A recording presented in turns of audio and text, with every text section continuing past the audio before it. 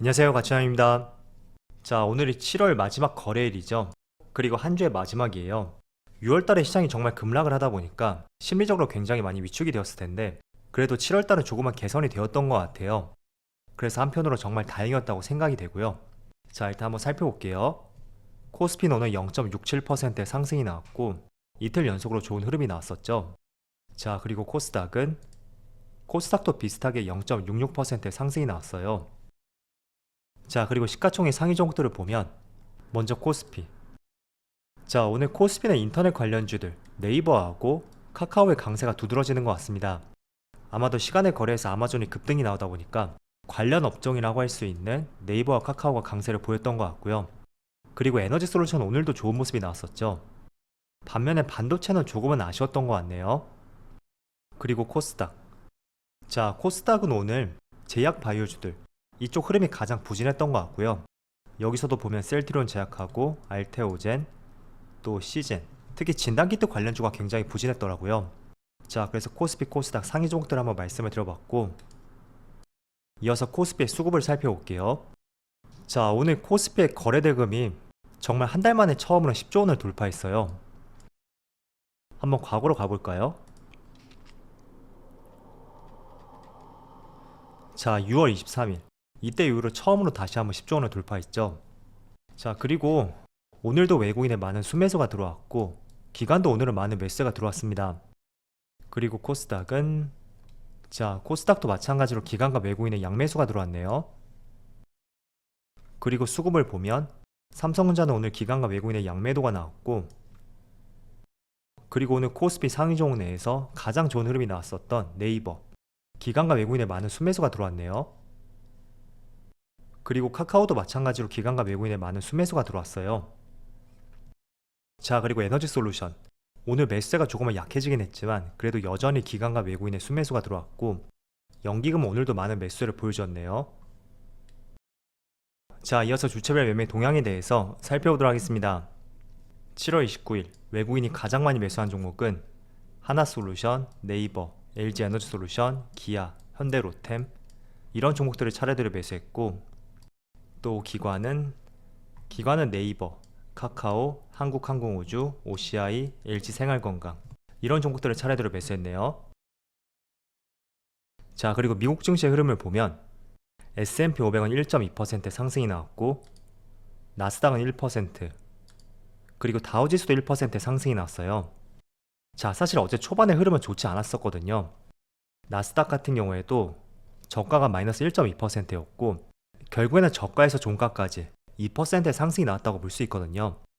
자, 그리고 지수의 흐름을 보더라도 확실하게 바닥을 다진 모습을 볼 수가 있습니다. 특히 6월달 중순이었죠. 이 당시에 어떤 일이 있었냐면 아마 이쯤 되었을 거예요. 크게 떨어졌을 때. 이때 5월달에 소비자 물가지수 발표가 있었고 예상치보다 상이한 수준이 나오면서 3거래일 연속으로 급락이 나왔고, 그게 조금은 시간이 지나서 보니까 가장 저점이었다는 것을 볼 수가 있었습니다. 자, 그리고 반도체 지수도 1%의 상승이 나왔고, 자, 이거는 7월 초가 완전히 저점이었었네요. 날짜를 보면 7월 5일로 돼 있죠. 아마 이 당시에 삼성전자의 실적 발표가 있었고 삼성전자도 마찬가지로 그때가 최저점이었습니다. 그래서 삼성전자가 돌아서는 시점으로 하여금 지금 보시는 반도체 지수도 돌아서는 모습이 나오는 것 같고요. 또 아시아 증시를 보면 현재 일본 니케이는 마이너스 0.3%, 대만은 플러스 0.3%, 자, 그리고 상해 지수는 마이너스 0.7%를 보여주고 있습니다. 자, 물론 어제도 말씀을 드렸지만 국내 증시가 미국 증시에 비해서 상승폭이 크지가 않다, 이 점에 조금은 불만을 가질 수가 있을 거예요. 그렇지만 어제하고 오늘 보세요. 그래도 국내 증시의 상승폭이 아쉽다고 하더라도 다른 아시아 증시들, 일본 니케이하고 대만, 중국 이런 시장에 비해서는 나름대로 좋은 모습을 보여주고 있습니다. 그래서 이런 부분에 조금 더 긍정적으로 한번 생각해 보고요. 자, 그리고 어제는 7월달 마지막 일정이 하나 있었어요. 바로 2분기의 미국 GDP 성장률 발표인데, 일단은 마이너스 성장을 예상을 하고 있었거든요. 그런데 희한하게도 성장률이 발표되고 나서 장 초반에는 좋지 못한 모습이 나왔지만 결국에는 플러스로 마감이 되었단 말이죠. 자, 그런데 돌이켜서 보면 제가 나스닥을 중심으로 말씀드리지만 국내 시장도 마찬가지예요. 지난 6월달에 비해서 7월달에는 그래도 조금 나은 모습을 보여주고 있어요. 자, 그런데 곰곰이 생각해보면 7월달이 과연 6월달보다 여러 가지 경제 지표가 개선이 되었는지, 그건 결코 아니라고 생각이 되거든요. 소비자 물가지수도 더 큰 상승이 있었고, 또 표면적으로 경기 침체를 의미할 수 있는 GDP 성장률, 이것도 마이너스로 나왔기 때문에 결코 달라진 것은 없다고 볼 수 있습니다. 자, 그런데 시장이 왜 7월 달에 반등이 나올까요? 자, 결국은 6월 한 달 동안 이런 얘기가 정말 많이 나왔을 거예요. 많은 종목들이 시장의 밸류에이션보다 더 크게 빠졌다, 이런 말들을 많이 들어보셨을 텐데, 종합주가지수도 마찬가지라고 볼 수 있습니다. 코스피의 PER과 PBR을 봐도 지난 10년 동안의 평균치보다도 훌쩍 못 미치는 수준이었고, 그런 부분은 시장이 조금 안정화된다면 다시 찾아갈 것이라고 말씀을 드렸습니다. 자, 그런데 주식이라는 것은 여기에 심리 상태가 조금은 투영이 되거든요. 그래서 상승장에서 적정 밸류에이션이 이렇다고 하더라도 주가는 이것보다 더 크게 상승이 나오고, 또 하락장에서는 적정 밸류에이션이 이렇다고 하더라도 주가는 더 크게 빠지기 마련입니다. 그래서 6월달에 아마 그런 구간이었을 가능성이 있고요. 그렇기 때문에 7월달에 부진한 경제 지표가 나온다고 하더라도 오히려 시장이 빠지지 않고 반등하는 모습이 나오고 있지 않나, 이렇게 볼 수 있는 것 같습니다. 자, 어쨌든 7월 한 달 동안은 코스피도 마찬가지로 반등이 나오고 있죠. 아마 그래서 개별 종목도 많이 반등이 나오고 있을 거예요. 그게 최소한 9월 FOMC까지는 조금 더 이어질 가능성이 있고, 그 근거로서 말씀을 드리는 것이 파월 의장이 어제 이런 말을 했었잖아요.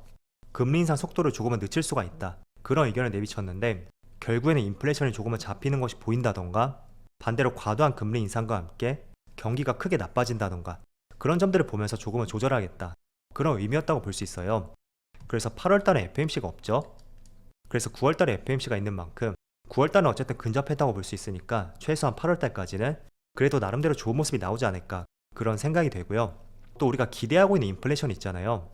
어쨌든 7월달에 에너지 가격이 많이 하락했던 만큼 정말로 7월 소비자 물가지수가 꺾이는지, 그것도 하나의 중요한 관전 포인트가 될 것 같습니다. 그래서 대부분의 사람들이 지금 기대치가 꺾이는 것으로 보고 있기 때문에, 만약에 이게 실제로 꺾이지가 않는다면 시장의 앞날을 조금은 예측하기가 어려울 수가 있겠죠. 그래서 8월달에는 이게 정말 중요한 이슈가 될 것 같고요. 자, 일단은 이거 한번 말씀을 드려볼게요. 장단기 금리차 역전, 한 번쯤은 들어보셨을 거예요. 10년물 국채금리에서 2년물 국채금리 수익률을 뺀 것인데, 지금 이게 확연하게 역전이 된 것을 볼 수가 있어요. 그런데 통상적으로 보면 지난 1980년대 이후부터 지금까지 장단기 금리차가 6번 역전이 되었는데, 6번 역전되고 나서 평균적으로 13개월 뒤에 경기 침체가 왔다는 데이터가 있습니다. 자, 그래서 다시 보면 한 4월쯤이었나요? 이때 잠깐 역전되긴 했었지만 확연하게 역전이 된 것은 지금 7월달이에요. 그래서 지금 7월달에서 평균적으로 13개월을 더하게 되면 내년 8월쯤, 그쯤부터 경기 침체가 올 가능성이 있다, 그렇게도 우리가 예상을 해볼 수가 있는 거죠. 어쨌든 온다고 확실하게 말씀드릴 수는 없습니다. 자, 왜냐하면 제가 말씀을 드리는 것은 과거 6차례 이 사례를 통한 통계를 말씀을 드린 것이고요. 자, 그렇기 때문에 내년 하반기 시장도 조금은 조심할 필요가 있지 않나, 그런 생각이 들더라고요. 자, 이번에 2분기 GDP 성장률이 마이너스가 나왔다고 해서 보는 시각에 따라서는 경기 침체를 보는 시각도 있고, 또 연준 입장대로 이건 경기 침체가 아니다, 이렇게 보는 시각이 있습니다. 그렇지만 여기서 말하는 과거 6차례 금리 역전 후 경기 침체라는 것은 누가 봐도 경기 침체를 의미하는 그런 수준이었던 만큼 이거는 참조로 말씀을 드리겠고요. 자, 그런데 반대로 조금은 긍정적인 부분을 말씀드리면, 올해는 연초부터 연말까지 계속 금리 인상을 하고 있잖아요. 그런데 내년에는 이렇게 경기 침체가 오면 또 금리를 인하할 가능성이 상당히 높거든요. 그래서 뭐가 먼저가 될지 모르겠지만 어쨌든 금리를 인하한다는 것은 주식시장에는 훈풍으로 작용이 될 수밖에 없어요. 그래서 현재로서 계획은 그렇지만 일단은 내년이 되었을 때 여러가지 경제 지표들을 보면서 조금 더 계획들을 한번 수정해 봐야 될 것 같습니다. 자, 그래서 여기까지 미국의 GDP 성장률하고 또 시장의 전반적인 환경들, 그런 것들을 정리해서 말씀을 드려봤어요. 자, 어제 미국 증시가 1% 가까운 상승이 있었고, 지금 나스닥 선물지수도 1% 상승이 나오고 있거든요. 일단 어제 장중에 포드가 실적 발표를 했었는데 현대차하고 마찬가지로 굉장히 좋은 실적이 발표가 되었습니다. 그래서 6%의 상승이 나왔었고, 또 시간 외에서 아마존이 준수한 실적 발표가 있었고 무려 13%의 급등이 나왔어요. 그리고 애플 같은 경우에도 시간에 실적 발표가 있었고 3% 가까운 상승이 나왔습니다. 그래서 이런 부분이 미국 선물지수에 지금 영향을 미치는 것 같고요. 아마 오늘 저녁에 미국 시장의 흐름이 좋을 거예요. 마감 시간까지 모르겠지만 어쨌든 장 초반에는 약 플러스 1% 정도, 그 정도 등락을 보여줄 것 같은데, 만약에 종가도 이 수준에 마감이 된다면 저는 이거는 결국 국내 시장에 다음 주에 크게 영향을 미치지 못할 것이다. 우선은 이렇게 말씀을 드릴게요. 일단 시간에 이렇게 상승이 나왔고 이게 나스닥 선물지수에 영향을 미쳤죠. 그래서 충분히 이런 부분도 지금 현재 장중에 코스피에 영향을 주고 있을 거고요. 따라서 오늘 미국 시장이 견조하다고 하더라도 다음 주 월요일날 국내 시장에 크게 영향을 미치진 못할 것이다. 그렇게 보는 것이 좋을 것 같아요. 자, 그리고 오늘 삼성 SDI 실적 발표가 있었죠. 분기 영업이익이 첫 4천억을 돌파했고 사상 최대 실적이라는 발표가 있었습니다. 그리고 하반기도 성장세가 계속될 것이다. 이런 전망이 있어요. 또 같은 기간 대비 매출은 42%, 영업이익은 무려 45% 증가가 있었거든요.